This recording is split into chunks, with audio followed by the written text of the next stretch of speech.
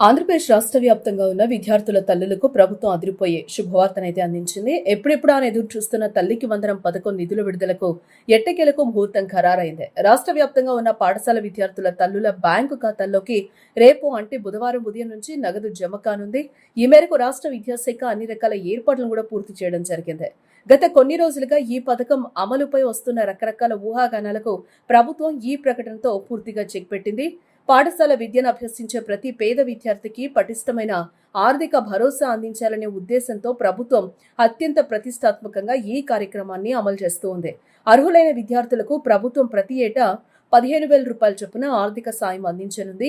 ఇందులో భాగంగా పాఠశాలల నిర్వహణ అలాగే విద్యార్థులకు మెరుగైన మౌలిక వసతుల కల్పన నిమిత్తం 2,000 రూపాయలు మినహాయిస్తూ ఉన్నారు. మిగిలిన 13,000 రూపాయల భారీ మొత్తాన్ని నేరుగా తల్లుల ఆధార్ కార్డు లింక్ ఉన్న బ్యాంకు ఖాతాల్లో జమ చేస్తూ ఉన్నారు. ఈ విద్యా సంవత్సరానికి సంబంధించి 10,000 కోట్ల రూపాయలకు పైగా భారీ బడ్జెట్తో ఇప్పటికే పరిపాలనా అనుమతులు మంజూరయ్యాయి. దీని ద్వారా రాష్ట్ర వ్యాప్తంగా కోట్లలో విద్యార్థులు ప్రత్యక్షంగా లబ్ధి పొందనున్నారు.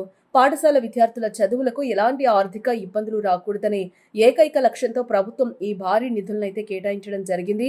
ప్రభుత్వం అత్యంత పారదర్శకంగా అర్హతల ప్రక్రియ నిర్వహిస్తుంది.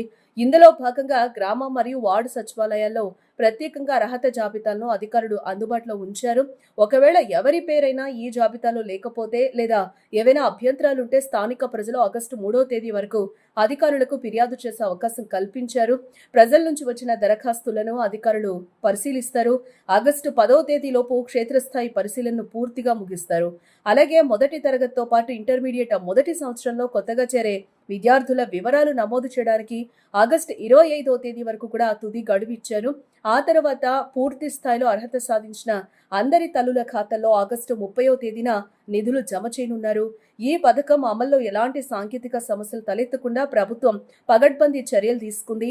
లబ్ధిదారులు తమ బ్యాంకు ఖాతాలకు ఆధార్ అనుసంధానంతో పాటు ఎన్పీసీఐ మ్యాపింగ్ ఖచ్చితంగా ఉండేలా చూసుకోవాలని విద్యాశాఖ స్పష్టం చేసింది. ఈ మ్యాపింగ్ లేకపోతే నగదు జమ కావడంలో ఆలస్యం జరిగే అవకాశం ఉందని అధికారులు హెచ్చరిస్తూ ఉన్నారు. తల్లులు ఎలాంటి ఇబ్బందులు పడకుండా నేరుగా బ్యాంకుల చుట్టూ తిరగాల్సిన అవసరం లేకుండా నేరుగా డీబీటీ విధానం ద్వారా నగదు ఖాతాల్లో పడేలా ఏర్పాట్లు చేశారు. మరోవైపు ఈ పథకంపై ప్రజల్లో మరింత అవగాహన కల్పించేందుకు ప్రభుత్వం విస్తృత ఏర్పాట్లు చేస్తూ ఉంది. రాష్ట్రంలో విద్యా వ్యవస్థను సమూలంగా ప్రక్షాళన చేయడంతో పాటు విద్యార్థులకు కార్పొరేట్ స్థాయి విద్యను అందించడమే లక్ష్యంగా ప్రభుత్వం అడుగులు వేస్తూ ఉంది. తల్లికి వందనం పథకం ద్వారా పేదరికమే చదువుకు అడ్డంకి కాకూడదని ప్రభుత్వం నిరూపిస్తూ ఉంది. గతంలో ఎన్నికల సమయంలో ఇచ్చిన హామీకి కట్టుబడి కూటమి ప్రభుత్వం ఈ నిధులను విడుదల చేస్తూ ఉంది.